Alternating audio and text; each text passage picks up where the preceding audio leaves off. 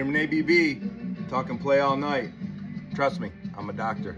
And I couldn't quite wrap my head around defining the Almond Brothers sound by a single record of 7 songs, or defining the achievement by just a single record. So what the book talks about is how and why this album represents Duane's musical vision, and also a bit why and how we remember the Almond Brothers band. Want to hear what Duane wanted to do with and for music with his bandmates?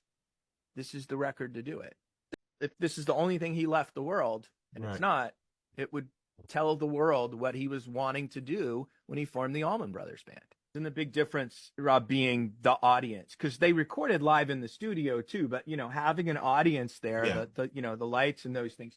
Yeah, I mean, I liken it to jazz, and it is. It's rock music played with a jazz aesthetic, but jazz has a lot to do with the environment. A lot of improvisation. Yeah, all improvisation, and then how am I feeling right now about that one audience member really connecting with me, and I'm blowing jazz back at that person, right? Like there's a lot going on. So I would say that's a big part. Now they captured it pretty well on Eat a Peach. Duane Allman looms large throughout this story, and always had. He had a single-minded pursuit of music, openness to the ideas of his bandmates, who were incredible musicians themselves. He had deep loyalty to his home region, to the South, and its musical influences.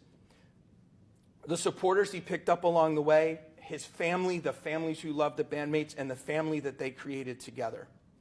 Duane most valued 3 things: improvisation, virtuosity, and the live experience. The Almond Brothers band were a fulfillment of his musical vision. 3 of the books on the Almond Brothers were written by journalists who had done lots of interviews on their own and followed up. I looked at the material that was out there, and I focused a lot on people like you and me and their reaction to the Almond Brothers band. How many hours would you say you spent, gathering research before you even started writing? Honestly, man, if you add my PhD program, but I mean, I couldn't even begin to tell you. Once I got the thesis together and started working toward it, it was a lot easier, because I did have in mind things I wanted to say or think about. Things like, what was audience reaction? What did the band say? I wanted my book to be super readable, because I read a ton of music books. I know the ones that I like best are the ones where I can slide into a subject that I know about, but I don't have to know a whole ton about to get what the subject is. Play All Night is the book. Play All Night, Duane Allman and the Journey to Fillmore East. So I've always been